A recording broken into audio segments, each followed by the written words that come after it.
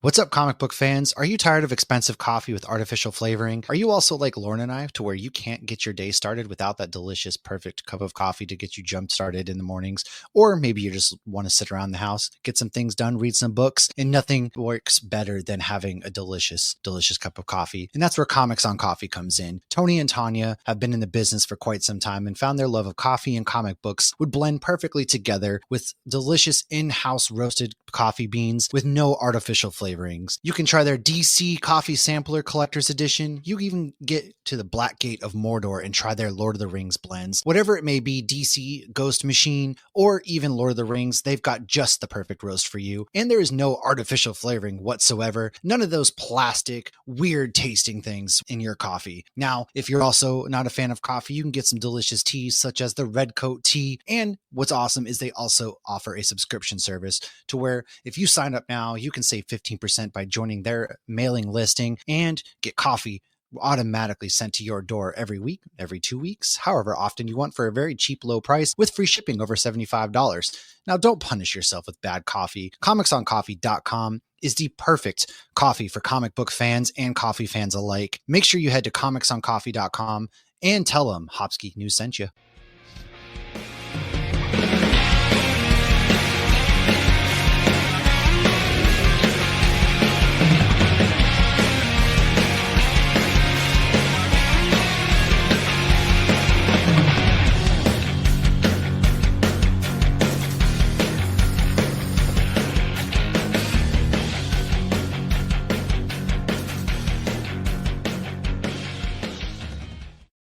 Welcome back, everybody, to another episode of Hops Geek News, your home for comic books, movies, TV shows, and typically we feature a beer of the week. I am Matt. Alongside me, as always, is Lauren, and today's episode is all about Superman TV shows, as we are now inside we're inside a month now until Superman releases. I hope you got your early access tickets if you are a Prime member.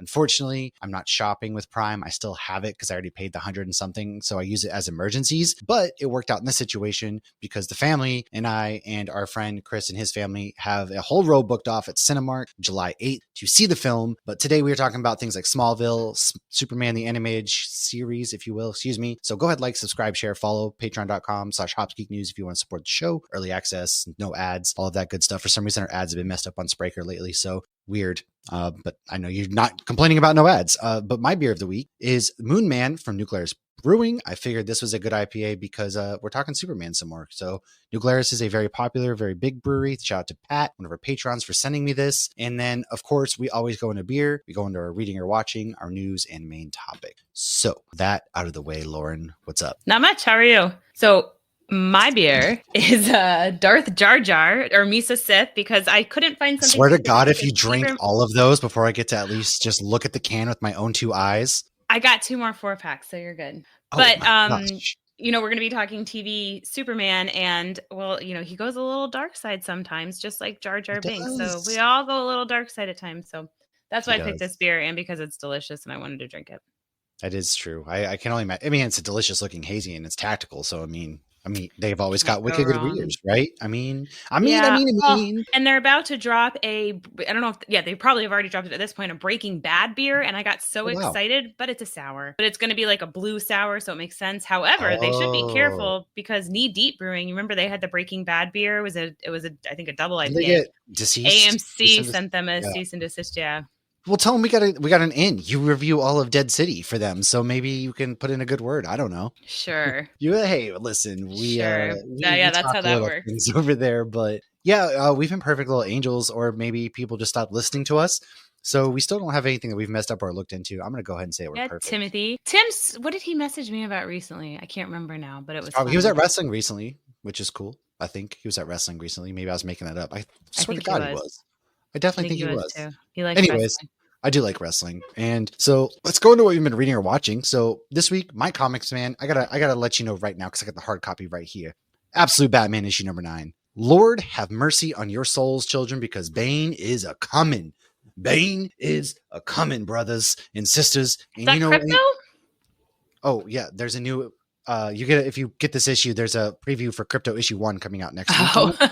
So that's what that is. Yes, that is Crypto at the end. I spoiled the end. I'm sorry, but man, Paul put chef in front of Scott Snyder's name, because this man is cooking, absolute cooking in the kitchen with what he's doing. And when there's Bane coming into play, it's probably going to end up bad for Batman. And so you can only imagine that Nick Dragata, Frank Martin, they are doing amazing. And God, that issue is so good. You got to read it. It's fantastic. This whole run is amazing, which leads me into my next one, Aquaman number 6. This by one, Jeremy Adams. Jeremy Adams, one of my favorite all-time favorite guests. He got added to my top favorite moments of guests. Sorry, because Supernatural. Mm-hmm. It was just such a good conversation about Supernatural. Yeah. So good. It was awesome. And so if you haven't listened to that, go back and listen to that whole episode. Really great stuff with Jeremy. But Aquaman issue 6, this is the calm before the storm. It seems as though things are about to kick off in the next issue with Dagon, and Michael Leffler takes over some art, but still got Rex Locus out there and Jeremy Adams. So this is really vibrant. I love the way that within the artwork, and it can be hard to draw underwater sequences, I feel like, but they make it very seamless and it doesn't miss a beat. But John Timms is still working the cover on this issue, and the cover is just vibrant. It's very bright orange. Arthur is amazing. I'm so in love with this run. It's such an adventure. They're with Nemo still, and they have to stop off for supplies, which pretty much in video game terms, they see a hit save button up in the top corner. It's automatic saving, which that means nothing good's about to happen. And so the calm before the storm, if you will. But Supergirl, number 2. I just want to pimp that episode real quick, though. If you are enjoying this comic or you loved any of what Matt was just saying, go back to that episode with Jeremy Adams, because it was such a great interview about Aquaman and Scooby Natural and some other Supernatural episodes. But the Aquaman, I love that you're getting Captain Nemo, and what spawned that idea was he was at Disneyland in Japan, and the 20,000 Leagues Under the Sea ride inspired that. So I freaking love that. Go there, get more fun facts about the comic. About the we love Disney. Sorry, I cut you off. So I just was such a great interview. By all means, it's exciting when you get excited. Because me, I'm usually always like a puppy. That's great. So when you're showing the excitement, that's how you know it was real, folks. That's how you know it was real. But Supergirl number 2, Sophie Campbell, Becca Carey. I'm really enjoying this one. It's more of an identity crisis for the false Supergirl, if you will. And there's a lot of play into the lore behind Kara. And she even teams up with Lena Luthor as well. And the colors are great. She's in Midvale. It's a very softer, it's not as vivid artistically as you would see with Aquaman and stuff, but that's okay because it fits the theme of what Supergirl is. And surprisingly enough, it's very good and has adult themes. Like I said, finding yourself, identity crisis, things of that nature. So I really recommend that one. And then 2 more things. You got to check out Star Wars issue number 2. Alex Segarra is writing that. And I love it because Luke Skywalker always just goes off on an adventure, but we're getting more Jedi lore. I mean, he's off finding there's something to do with Jedi lore. And anytime we can get more Force, Jedi, holocrons, artifacts, things of that nature. And Alex really captures the childlike, because this is right after Return of the Jedi. So, Luke's still kind of that childlike wonder, but he's also badass at the same time. So it's kind of around the Mandalorian time. Yeah, but before, I want to say it's before. Well, it's before I think the Mandalorian, because this is fresh. I think the Battle of Jeddah had happened recently. So yeah, I would say it's kind of in that time frame. It makes sense about that because I got to remember when Mandalorian took place. Well, he showed up season finale of 2, I believe. Yeah.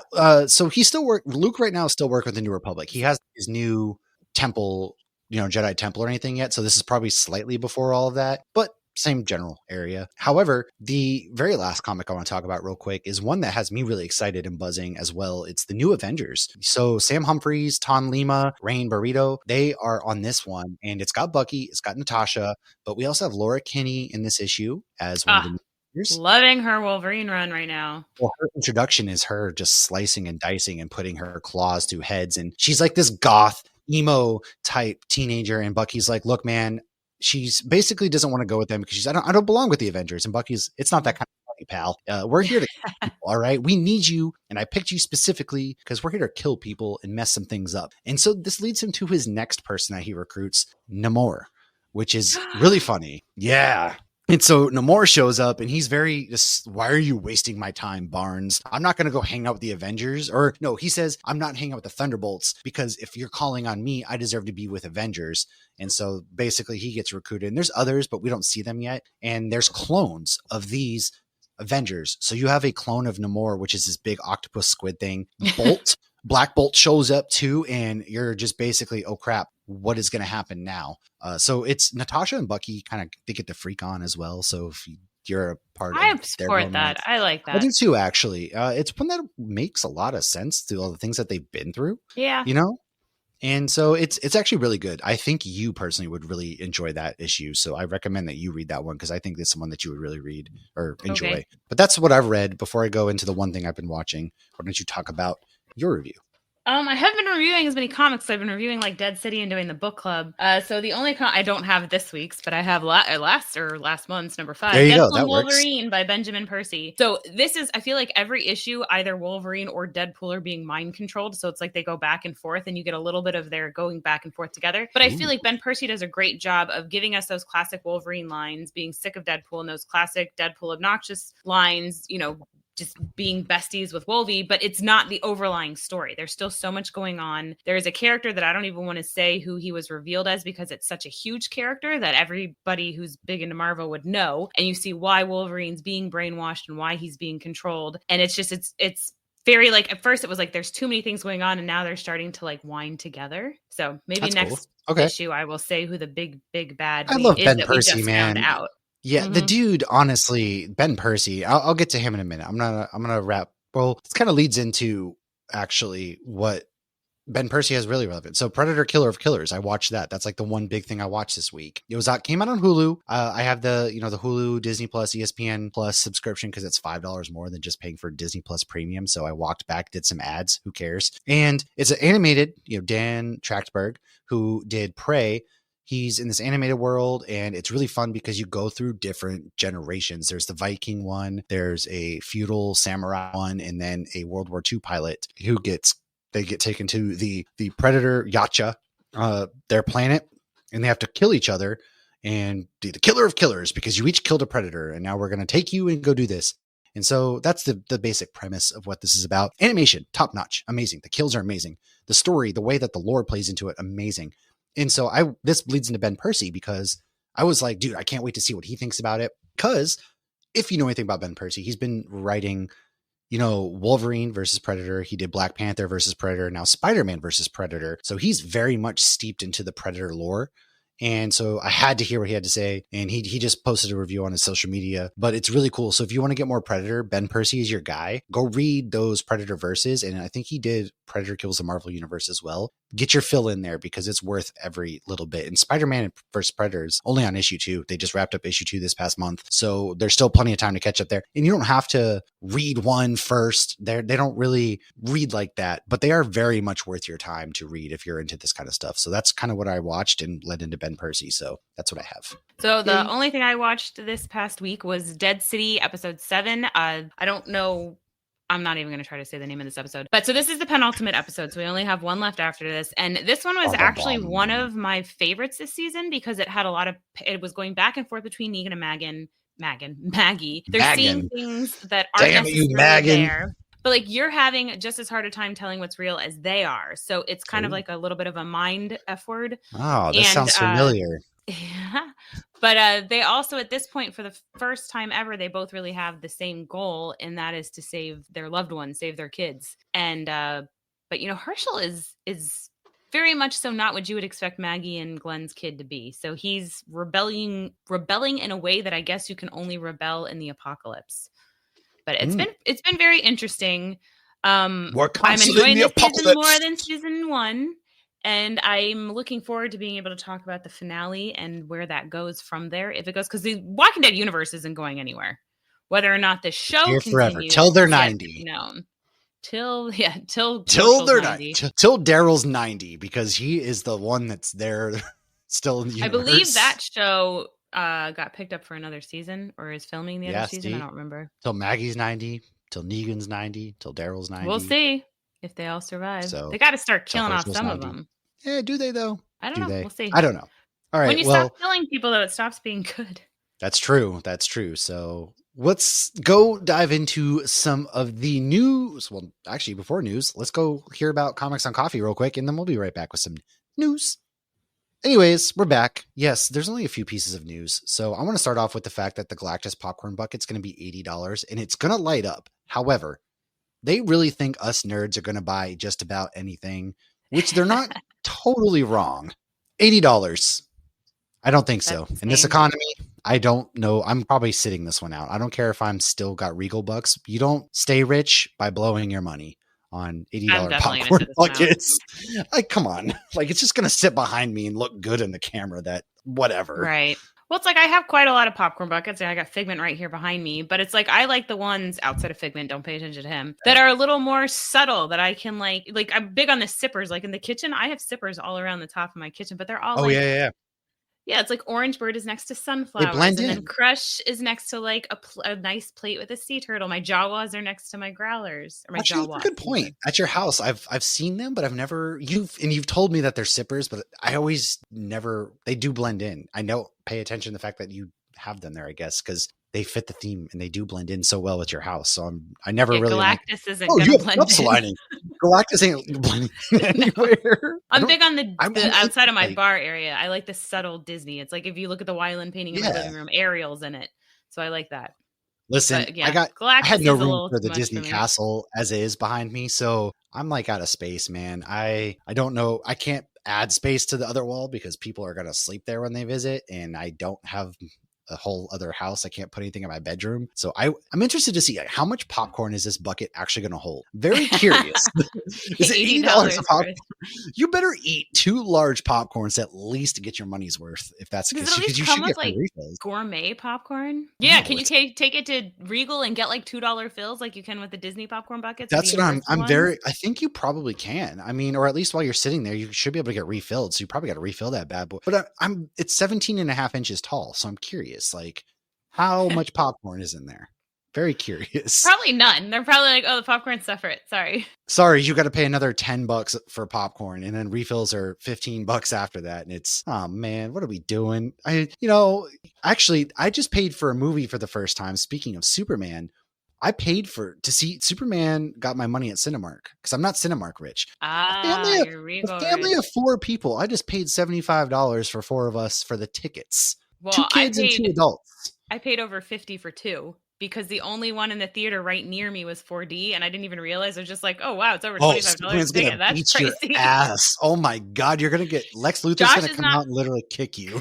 Tabby's coming with me, so because Josh did not want to go, and he's like, "If you really want me to, I'll go." And so I went ahead and bought 2 tickets, and then I texted Tabby. I was like, "Hey, it's on Tuesday. Do you want to go?" She's like, Captain America I'm in. I could have what? He could have wore his Captain America tank. Oh my god, yeah, right. Well, it's funny. For anybody who doesn't know, when we saw Avengers Age of Ultron a million years ago, my husband wore a Superman shirt to that, and it was like right before Batman vs Superman came out. It's good, and yeah, 48. That movie's gonna beat you up, and I can't. You're always a Galactus popcorn bucket. Hold on for dear life. God. It's gonna be so cold because they're gonna put the wind on every time he's flying. So I'm gonna have to make sure to wear like a hoodie. Freeze breath. They're really gonna come out and just shoot you with Mr. Freeze's ray gun. I always turn the water off, and I remember I do too. I hate that. Yeah, I don't know why they have that. It seems gross. But like in Ghostbusters, we saw the ice one, and Brielle kept turning my water back on to the point to where I had to go from like, haha, you're so funny, to knock it out. Like I had to switch to mom voice in the middle of the movie. Yeah, I know. One more time. They're going to come out and they're going to throw kryptonite. Actually, anytime he gets hit with kryptonite or rocks, they're going to start throwing rocks at you. I'm suddenly going to feel very weak. They put like in nausea-inducing fumes in the air. Oh my gosh. I'm extremely excited. But yeah, I forgot how expensive movies are, because this is the first time I've paid for a movie since like 2021. So first world problems, I guess. Anyways, what other news do we have? Is that all the news we have? Oh, an animated crypto spinoff is coming, so that's fun. Yes, it is. We're getting another thing from DC. Yeah, they announced today. Is in the work. Apparently, Tom King is one of the people writing the movie, which his Wonder Woman run is very divisive amongst fans. So I'm. Was he writing it? I figured it was just inspired by that run. Oh. No, I thought he was writing it. I would have to fact check myself. I have no idea. I'm pretty sure he's writing it. So we'll have more on that. Do you have a pick for who they haven't cast? So Gal Gadot's probably out there punching a Palestinian child right now, or having another baby. Doesn't she have like 7 kids or something? Probably mad as hell. I think she is, but I thought she was a great Wonder Woman. I thought the second one sucked, but I thought she was a great Wonder Woman in the first one. I don't think she's somebody that I was like, I can never see anybody else playing her. I really like, and I didn't come up with this. Somebody else had suggested it or asked her, was the actress who played Bix from Andor. I think that she would be really good. We saw her acting chops were phenomenal. I'm sure she could probably do some badass moves. You saw her do some badass moves in Andor, and she's freaking drop dead gorgeous. She's not all done up, and she's a great pick. beautiful. I liked her, or the actress who played Clea. She has a lot of range. I feel like her range, and she had that ferocity, but also that sternness and that badass woman feel too. I know this is probably recency bias, and it's going to be somebody that who knows, but those would be two good picks. I also thought the girl who played Mary Marvel in Shazam, she would be my pick because I liked her a lot in those movies, and I thought she kind of carried herself as a superhero pretty well. But I'm curious to see if they go for somebody lesser known or who they have in mind if they're starting. And I imagine probably at Comic-Con we might get a casting announcement since they're going to Hall H. That'd be cool. Be my guess. I don't know. Well, it's like, what's David Cornsweet? I have no idea what anything else he's Cornsweet. Yeah. I don't really know what he's been in. Obviously Rachel Brosnahan. I know her from Marvelous Miss Maisel, but that's not a household. Yeah. Yeah, it's not a household. But then, of course, I mean, Nicholas Hoult, we know him from just about everything and anything, and he's amazing. So I don't know. I guess we'll see. Wait and see. But light news week. So if you don't mind, I'm going to take another ad break and get paid 1 penny per listen. So thanks to Lauren's mom for this penny. We'll be back in a second. All right, guys, buckle up. It's Superman Adventure time. Now, I just want to preface this because one of the TV shows we talk about does involve Dean Cain, and Dean Cain's a dickhead. So screw that guy. He sucks. I felt like we couldn't skip it though because it was such a prominent thing in the 90s, and he's Kara's dad in the Arrowverse. You do have to mention this show because he was one of the, aside from Christopher Reeve, he is like the other he can never fill Christopher Reeve's shoe. First of all, I don't feel like he even makes like top 5 live action Superman anymore. No, he's not, but he was the definitive Superman of the 90s. The 90s. That's for the longest time. That's who you thought of because that's what got him big, really. Well, he was my first Superman. That's him terrible to say. See, there you go.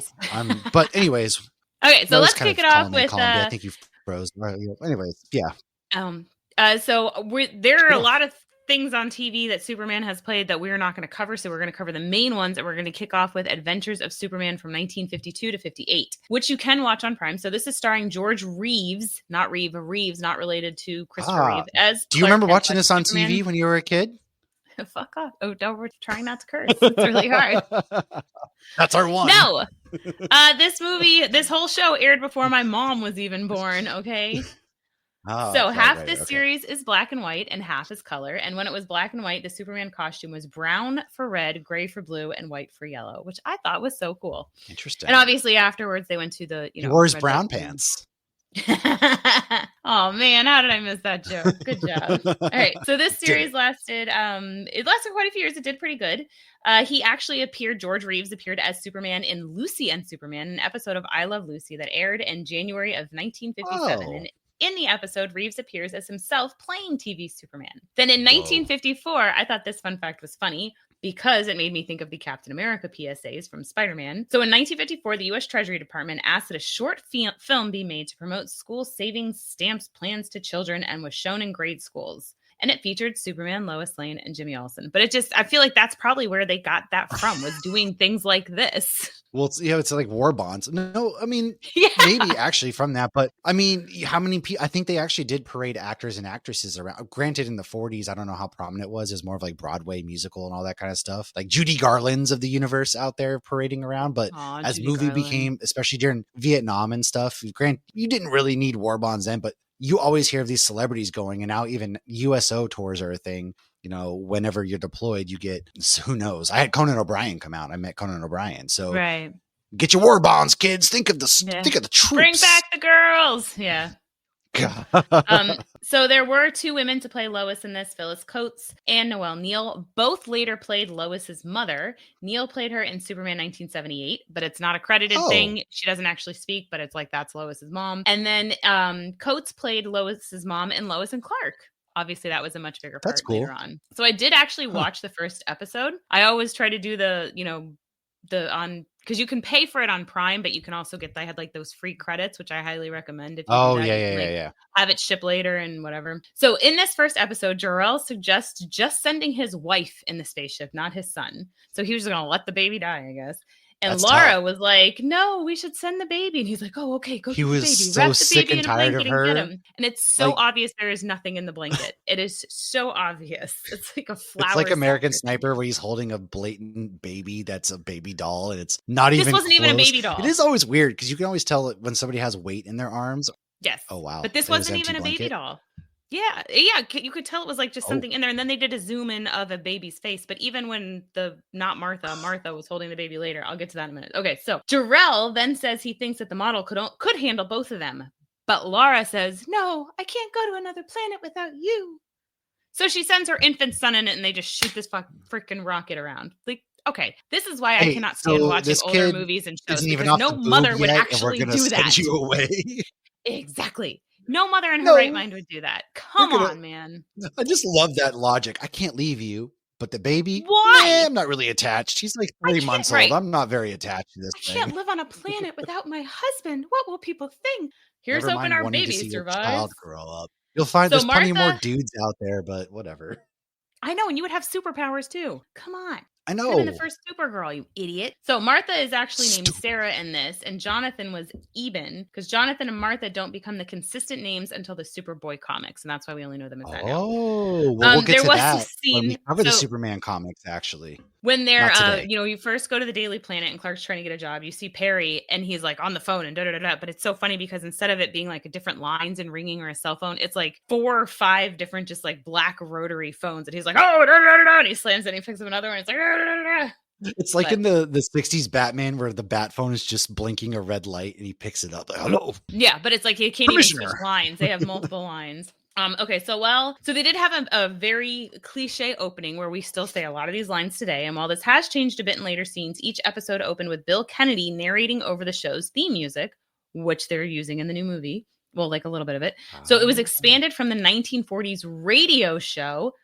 from the Superman cartoons, radio show, and the 1940s Superman cartoons. So Superman was already pretty much a household name. Ooh. So Kellogg, the greatest name in cereals, presents The Adventures of Superman. So this is how every episode started. Faster than a speeding bullet, more powerful than a mighty locomotive, able to leap tall buildings at a single bound. Look up in the sky. It's a bird. It's a plane. It's Superman! Yes, it's Superman. A man wearing underwear over his pants. Good God, when are we going to stop doing that? Yes, it's Superman, strange visitor from another planet who came to Earth with powers and abilities far beyond those of mortal men. Superman, who can change the course of mighty rivers, bend steel in his bare hands, and who, disguised as Clark Kent, mild-mannered reporter for a great metropolitan newspaper, fights a never-ending battle for truth, justice, and the American way. And now, another exciting episode in The Adventures of Superman. That was good. It had a lot of radio vibe to it. I could see that. You did a good killer job there. I hope my Wi-Fi didn't cop out then. So this is crazy. Perfect. Very sadly, this is my last not fun fact for this show. George Reeves actually died via gunshot in 1959. It was ruled a suicide, but many claim that it was not that. After his death, the producers considered continuing the series with Jimmy Olsen becoming the main character and including stock footage of Reeves as Superman. However, the actor who played Jimmy, Jack Larson, he was like, no, I don't want to do that. Yeah, I don't blame him. That'd be very weird. So if you want to watch this, you can rent it for money on Prime and Fandango at home. Interesting. One thing that's always bothered me about Superman is this dude is a powerful alien. He chooses to get a job and pay taxes. Gotta pay his rent. We just want him to rob a bank. He has an ice castle in the middle of Antarctica. Truth, justice, and the American way. He's got to buy food. He can't just eat ice. He's Superman. He moves faster than a speeding bullet. That's not going to pay for his dates with Lois. Listen, it's not going to save his parents' farm. Well, it clearly didn't save Martha. All right. Nobody could save Martha. It actually did. Anyways, all right. Lois and Clark, The New Adventures of Superman. Now, this was from 1993 to 1997 on ABC. This was the one where, obviously, that piece of trash. However, it was only 6 years after Christopher Reeve last played Superman. It stars Dean Cain as Superman, which is funny because he's very not much. Anyways, Terry Hatcher as Lois Lane. Yes, folks, the Terry Hatcher. This series focused a lot on the romantic relationship with Lois as much as it did on Superman's adventures. This was a first for Superman, but of course, it would not be the last, because this series starts on the day that a 27-year-old Clark moves to Metropolis after leaving his position as a newspaper editor of Smallville Press. He interviews for a job at the Daily Planet under editor Perry White. Clark becomes acquainted with photographer Jimmy Olsen and gossip columnist, Cat Grant, and of course meets Lois Lane. I loved Cat Grant in the Supergirl TV show. Yeah, I forget Calista Flockhart. Yes, that's who it was. Yeah. Yes. Cat Grant's going to be in the Superman movie, which I didn't realize until they cast. There was a character poster for her. I forget who's playing her, but she's going to be in the movie, which I think is pretty cool. Nice. And so at first, Kane was believed to be too young. Interesting. The casting person said, "We're casting Superman, not Superboy." However, his scene with Jonathan Kent talking about how he doesn't fit in got him the role. Kane later voiced Jonathan Kent in the DC Superhero Girls, played Dr. Curtis Knox in Smallville, and he also played Supergirl's dad in the CW Supergirl. In the show, they made Clark a fan of the Buffalo Bills because, Superman loves pain. He loved watching the Bills go to 4 straight Super Bowls and lose 4 straight Super Bowls. And it's actually because Dean Cain actually played for them. Which might explain why he's just such a terrible person now, because you don't go to 4 Super Bowls, lose 4 Super Bowls, and come out unscathed, folks. Superman's hair now often looks wet because they had to really paste it down when he flew so it wasn't going whoosh. It's Chicago. The 90s. It just looked like he swam there like Ross. Now, Chicago was the skyline for Metropolis in this, as opposed to New York City, like we normally see in the Reeves movies. And in true Lois Lane fashion, Terry Hatcher later played Lois's mom in Smallville. So if you ever want to play Ella Lane, get the job as Lois first. So does this mean we're going to see Rachel Brosnahan as Lois's mom eventually? Maybe. First we have to do, what was the one from Smallville, Erica? We'll get there. Yes. Her name's now, Erica, according to executive producer Brad Buckner, the baby that Lois Lane, Brad and Clark Kent found on their doorstep in the series finale was supposed to be Kryptonian royalty. Had they gone to a season 5, the storyline was supposed to be Lois and Clark protecting the baby from a potential assassin. This one has to do with a baby. Yeah. Now, lots of places you can watch this, such as HBO, whatever we're calling that now, Hulu, Roku, Amazon, YouTube, and for purchase elsewhere. Speaking of which, HBO is splitting into Warner Brothers Discovery. That's one piece of news I forgot. They're splitting into 2 companies. Why? I don't know. So I don't even know what anything means anymore. What is CW? They're not even Warner Brothers anymore, but Warner Brothers is still around. I don't know. I genuinely have no idea. I don't know. So speaking of the WB and CW, somebody save me. So Smallville from 2001 to 2011. Smallville, but this was a banger of an intro. I binged this whole series, like 2 years ago, year and a half ago? Probably 2 years ago. I flew through this thing. I remember watching it while I'm parked in the car line waiting to get the kids on the phone because I was just This is the perfect time to obviously post our photograph with Superman himself. I already posted it on TikTok promoting our Tom Welling. Superman and Supernatural. You got to promote it with the Smallville here. We met Superman himself. Granted issues, but we met Superman himself. As long as nobody died and he learned from his mistakes. Very true. I forgot about that. So, yeah, he does seem like a very nice guy. And if you like this show, check out Talkville Podcast. Some of my fun facts are actually from listening to Talkville. It got me through my 20-hour drive home from Maine last year. I don't know why I thought you were about to say it got you through your 20s. And I was like, what? What?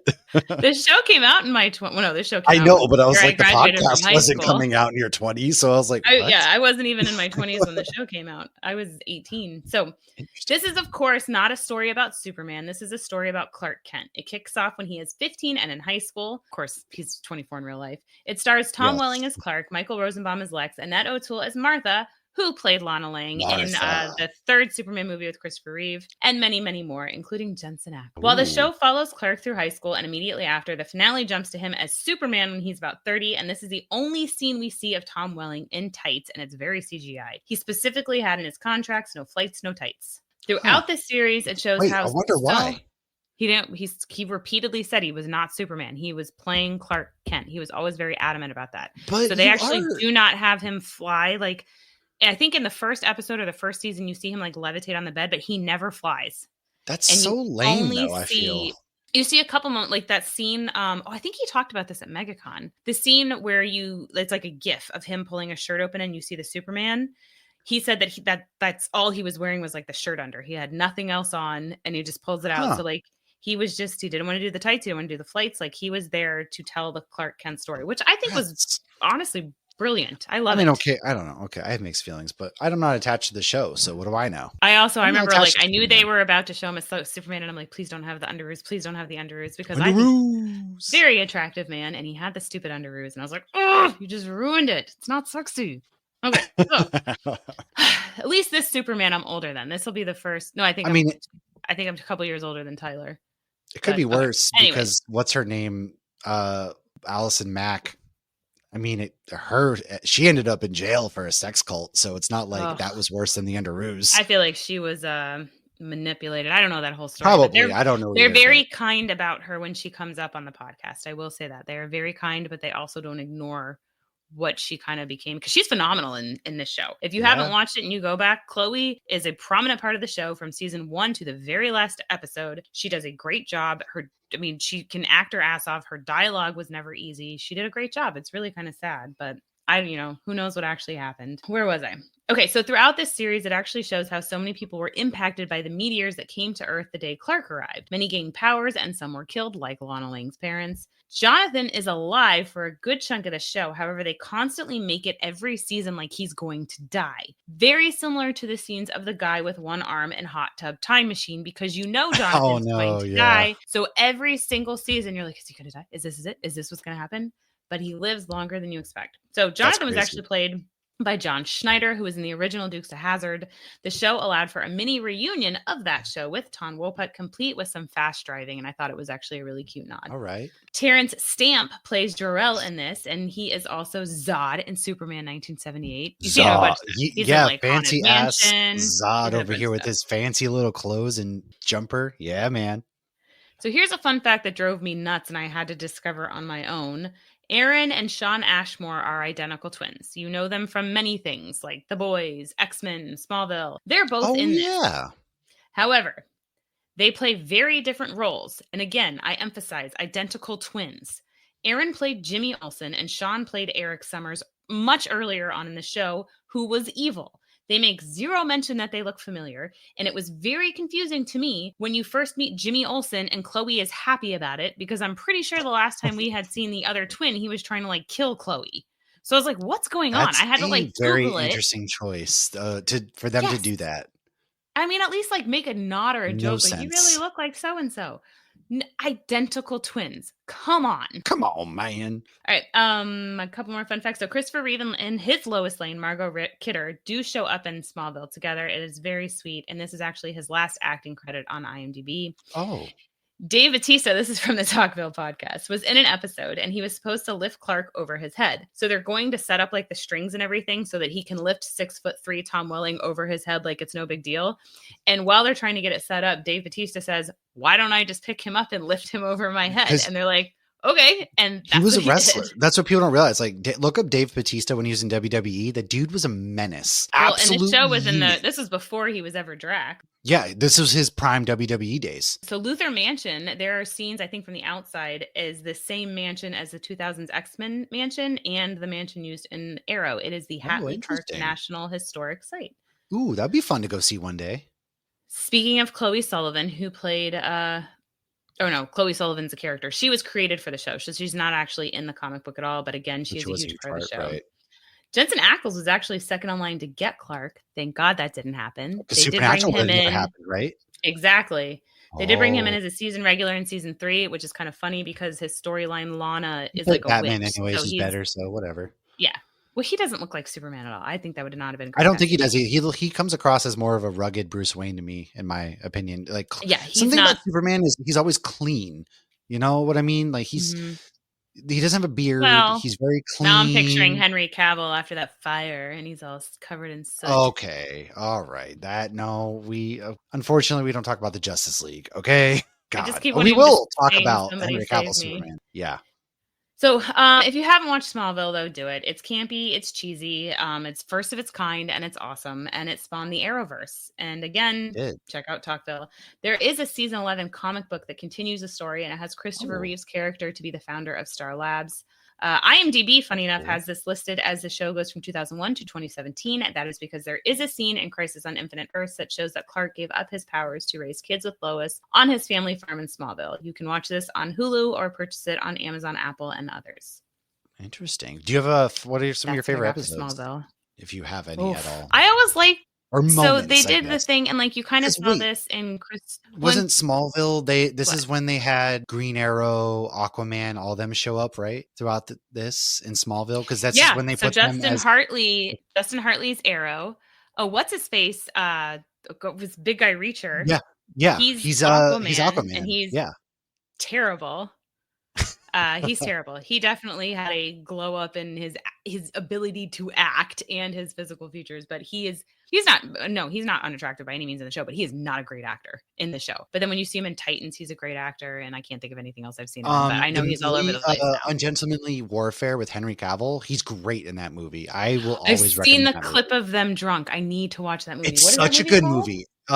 The League of Ungentlemanly Warfare. I could be getting the exact title wrong, but if you look up Ungentlemanly Warfare, that's it's really good. Henry Cavill and the chemistry, they both have Alan Ritchson. There you go. And he makes Henry Cavill look small. Yeah, the dude is yoked and he plays Reacher, and he's honestly, obviously Jensen's probably not ever going to be Batman. He's my pick to play Batman in the DC universe, honestly. Oh, he could play like absolute Batman. Well, he's freaking huge, but I firmly believe that he now has the acting chops to play both sides of the house. And you can see a lot of his acting chops in that movie, particularly because he plays like this smart guy, but he's also a badass. Really good movie, but I do like him. But I remember I've seen bits and pieces of, Green Arrow and stuff, and also the kid whose name I forget, but he plays Barry Allen or whoever it is. Wally. Oh, West, he's a little kid though. Yeah, he wears these like the hoodie and stuff, and they just put them in like these bum clothes as their outfits, but they're the color themes, and I'm just, oh my gosh, it was crazy. Arrow becomes a regular eventually. I don't know if I want to spoil. Oh, yeah, that's right. He kind of runs everything. I don't care. Yeah, and he ends up with another main character in the show that you meet in season 1. He ends up with somebody. And so I liked how they ended the show. I thought they did a good job. I thought Lois Lane was a great casting. I thought Lana Lang is a great casting. But I always loved when they had Clark go dark side, which I feel like they did quite a bit. And, you saw it a little bit, and I think it was Superman 2. Yeah, it was CW, man. Yeah. So but it was so funny because it was like when he went dark side, he was just acting like a normal teenager. And I've said this before on the podcast, like the most unrealistic thing of this show was that Tom Welling was still a virgin when he graduated from high school. Sure.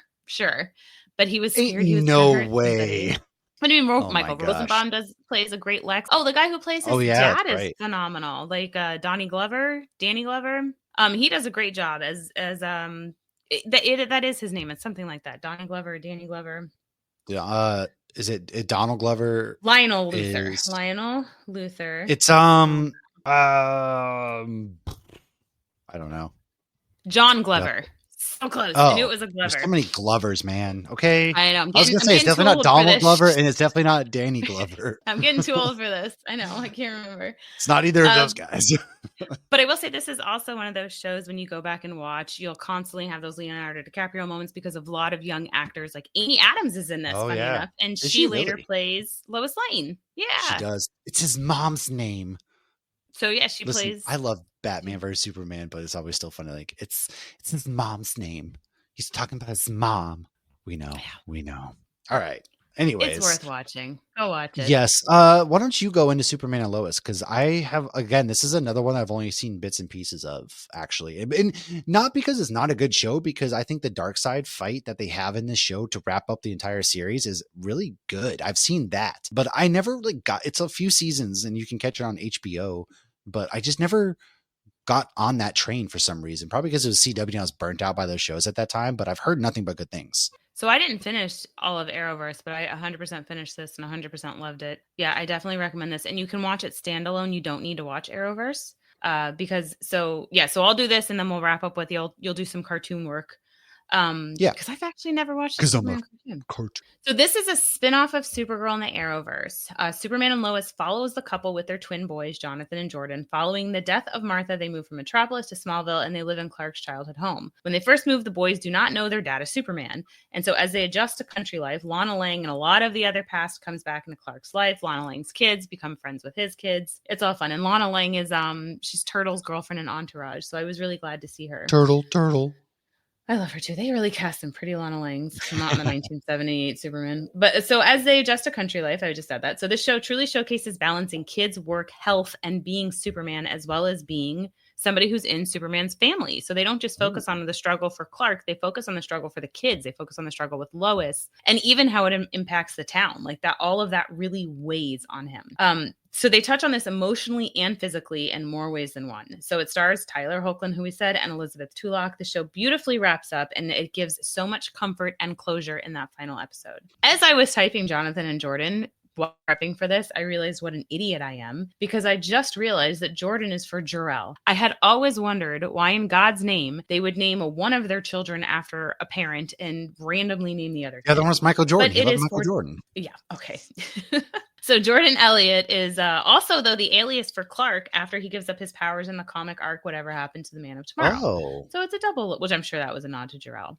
So two different actors do play young Jonathan Kent. However, the first one is actually named Jordan, which I'm sure was very, very confusing. So we first meet this Superman and Lois in Supergirl. They were also in Crisis on Infinite Earths. However, this show is a very different universe, and that's why I'm saying you can watch this completely standalone. Okay. So the writers decided to place this series on Earth TUD 25 instead of Earth Prime, which is Arrowverse, so as to give it a fresh start. Clark, Lois, Lucy Lane, and Diggle are all the only Arrowverse characters that play. They're doppelgangers in both things. So Jonathan Kent, Sam Lane, Jor-El, the rest of them were all, Lex Luthor, Jimmy Olsen were all recast. Lillian Luthor and Lionel Luthor are also played by different actors. Additionally, Morgan Edge, though, was used as the human alias for Tal-Rho. So a big part of why this happened was COVID.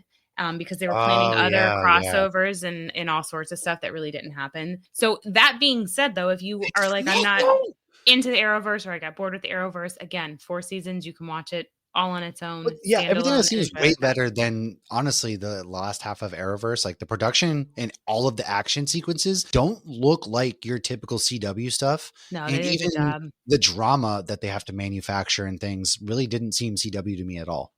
No, they did a great job. My only issue when it was a big reminder of CW. So somebody in the show fights cancer, and they beat the cancer, and they go to ring the bell. Yeah. Yeah.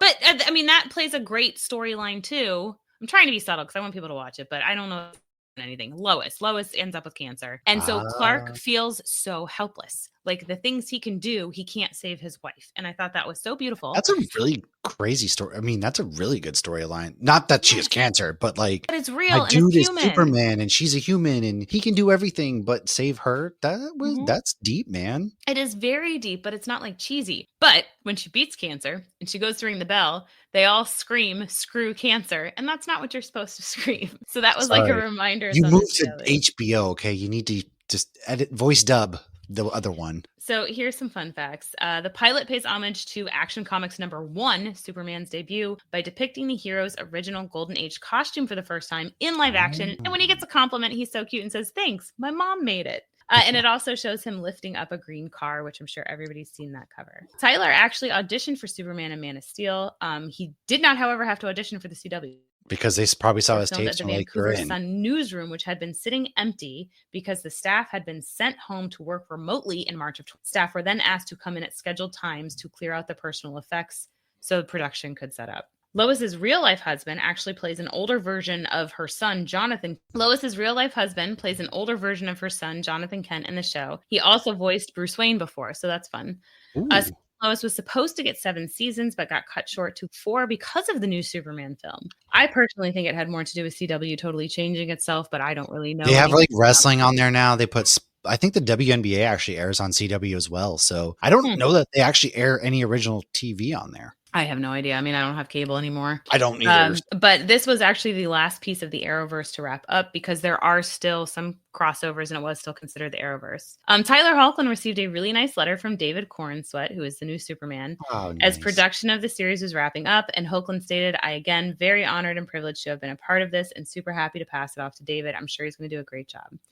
So this was my personal favorite Superman show. I felt like it was the first Superman that had an innocence about him while still being an incredible badass. Even when his powers were dampened, he still like showcased this like brute strength. And I also love the realness that you see when he's defending his kids, whether he's pretending to be weak while defending his kids or while he's literally physically defending his kids or saving his kids. And you really believe that he's so head over heels in love with Lois, and not in a cheesy way. Like, it's just the way they did it up until the last episode. It was beautifully done to the point you're thinking like Tyler Hoechlin really does think that this woman is the most beautiful woman in the world. It was really good. Really good. And again, yeah, the effects were great. And this is on CW, HBO, Hulu, and Roku, and more for purchase. Awesome. Well, let's wrap up with some Superman the Animated Series bits here. Not going to go into a whole lot, but there's some pretty fascinating stuff because it was airing for 3 seasons from 96 to 2000. And the first episodes were obviously him getting off to Earth. You know, everything starts with Jor-El and them sending baby Superman. Then he gets his job at the Daily Planet where he meets Lois Lane. And I enjoyed this one. Obviously it's not on the pantheon of animated series when you think about Batman the Animated Series, but they actually do intertwine quite a bit. Now, Clark is actually written more contemporary while his powers were more Silver Aged during this time period. So his character's more aligned to Batman the Animated Series in this show. It actually ends up becoming combined with the New Batman Adventures, and it became the New Batman Adventures / Superman the Animated Series, which is all on HBO. I was watching some of this. It's really good, honestly. It then spins off from there into the Justice League animated series, which is one of the best animated series, period. I absolutely adore the Justice League animated series, but we're not here to talk about that. So Tim Daly was the voice of Clark Kent / Superman. But there is another voice, Lex Luthor's voice, who is Clancy Brown. We know Clancy Brown. Love him. Yeah, yes. He's everywhere. He was Lex Luthor. Everywhere. It was really cool. He's in Star Wars Rebels and Dexter and the Gen V. He's everywhere. Yeah, everywhere. So Clancy Brown was Lex Luthor. Great voice actor. And in the time between the initial end of Batman, Steven Spielberg actually approached Bruce Timm about his admiration for his previous show while being curious about an adventure cartoon. Spielberg asked Timm and his crew to come up with concepts for him to look at. One of these ideas eventually sprung into Freakazoid. Never seen that. Now, it involved Freakazoid is about a crazed superhero, although Timm had aimed for a straightforward hero show rather than overt comedy. Anyways, Warner Brothers was anticipating a feature film of Superman at this point. As you know, Nicolas Cage was screen testing for Superman. This is all during the same time period. Seen the screen test. Yes. In the flesh. This was it right here, man. Oh God, what could have been? We could have had Val Kilmer or George Clooney with Nicolas Cage. Oh man, world's finest. So that's what they wanted to make a television series alongside of the film, which led to Gene McCurdy to approach Bruce Timm about the idea of doing a series on Superman. He agrees to do. Initially, Timm struggled to find his visual style to the point where he thought of trying to aim for a retro feeling similar to Fleischer Studios' Superman cartoons back in the 40s. An original character design sheet was showed to them, and the characters were stylized in more 40s, 50s style. It's more along the lines of the live action Adventures of Superman TV series. However, Timm decided that he could not compete against the perfection past. Although he would actually go on to utilize the influence from the classic decor, which he described as bright, futuristic, optimistic, ocean liner art decor, much more in line with the Superman character. Yeah. Ooh, he's all artsy. Ocean lion art decor. It makes me think of the Mickey boat. Yeah. Oh God. Don't even get me started right now. The way a Mickey cruise would just it would solve all of my problems for 3 days, dude. As with the first season of Batman, the opening theme sequence of Superman lacked an on-screen title, but also like Batman, the opening theme of I already just said, excuse me. Sorry, I'm repeating myself now. Jeez.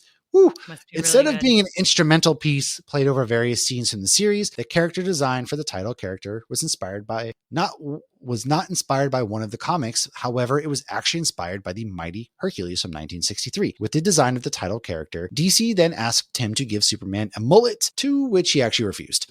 Now, The three main bad guys of this series are Lex Luthor, Brainiac, and Darkseid. There are many villains spread throughout, but these are the three reoccurring main villains. And in this series, the writers decided to alter Brainiac's origin by making him a Kryptonian artificial intelligence instead of an alien, which gives him more of a personal rivalry with Superman. The producers of the show found Brainiac's character and abilities interesting in the comics. However, they really did not like his original design. So they really wanted to alter his appearance, essentially. His green skin was replaced with an icy blue coloration, and the rest of his outfit became a mix of purple and gray rather than pink and black. Corey Burton's vocal performance as Brainiac was done in a cold, low effects style similar to HAL 9000 in Space Odyssey films, funny enough. And it was also a mix of the control voice heard during the opening narration of The Outer Limits. Now, before being cast as Brainiac, Burton also read for the parts of Superman and Lex Luthor, which Clancy Brown, funny enough, also read for Superman before being cast as Lex Luthor. So what could have been, I guess. He's a much better Lex. I don't see him as Superman. No, he doesn't have the voice. His voice is very deeper and grave. And most of the time, he ends up playing somebody that you think is a good guy, but isn't a good guy. He's always a bad guy. In Rebel. He's a good guy in Rebels and in Ahsoka. I love that he plays the same. Was he somebody of in the live action series and Rebels? Yeah. Yes, that made me very excited because it made that continuity better. Why can't I remember what the planet is called? I forget to. However, going back to this, there was actually a 68-issue comic book adaptation, which took place from 96 to 2002. Some of the key writers we have is Paul Dini, who did the first issue, Mark McCloud, Mark Millar, and Evan Dorkin. Now, there's actually an altered sequence in the Apocalypse Now Part 2 of the series. Now, it was later altered from its original airing on February 7th, 1998, where originally Dan Turpin's funeral was an homage to Jack Kirby and featured several of his comic book creations as attendees to the funeral, which included Nick Fury, the Fantastic Four, Big Barda, Scott Free, Orion, and others. Now, alongside Kirby's friends and fans, Mark Evanier, Bruce Timm, Paul Dini, Alex Ross, his father Norman Ross, and Stan Lee also appeared. These characters were actually later removed, and the scene pacing was re-edited for subsequent airings and its DVD release on Superman the Animated Series, Volume 3, Disc 3. Neither DC nor Warner Brothers ever commented on this decision to alter this particular scene. However, it has been speculated that the copyright issues regarding the use of likeness of Marvel Comics characters and the longtime rivalry between the two companies may have led to the deletion of this. And, you know, when Superman the Animated Series was released on HBO Max and Blu-ray in 2021, the original version was actually used. So if you own that from then, yeah, it was originally. Now, one of my favorite arcs from this is the season 2 episode 16 to 18, World's Finest, when Kevin Conroy's Batman visits. It's a clash of two worlds, man. The 90s, two things that I grew up on, which is obviously Batman the Animated Series, which is my comfort show, and then Superman. And this is World's Finest. This for us outside of comic books, this really is one of the first times that Batman and Superman's worlds collide in a film television kind of world. Granted, you had some comics, you had things like that, and you had mentions. Both. Yeah, loose mentions. I wonder if Superman ever has this problem. But this is really when like their worlds, and obviously Kevin Conroy is the definitive voice of Batman for so many people out there. You know, I have the song stuck in my head. This is what it's like when worlds collide. I was thinking, yo, are you ready? Ready? Yes. Funny enough, that's Rob Zombie's brother. Now, anyways, also in season 2 is when they introduced Kara and just a lot of really good episodes. So that's kind of what I have on the animated series. Now, next week, we are going to continue with the Brandon Routh Superman Returns. Indiana Jones. What is wrong? I do too. And I've been playing the game and the Arrowverse. Yes, because he is in both as Superman. And as Adam. He is. And we saw him, didn't meet him, but we were near him in his presence. Yeah. He's a really nice guy too. So I went to a panel with him, but it was as Adam in Legends of Tomorrow. Yes. He's a great actor. Going to that Superman panel. His Superman movie was almost ahead of its time and came out the wrong period, and we breezed. I can't wait to rewatch it. I don't think I've watched it since it came out. I saw it in theaters, and that's the only time I've watched it. I would love to rewatch it. Unfortunately, the guy who plays Lex Luthor is Kevin Spacey. We know is garbage. Oh, that's right. Oh, and what's funny? Here's a fun fact for next week.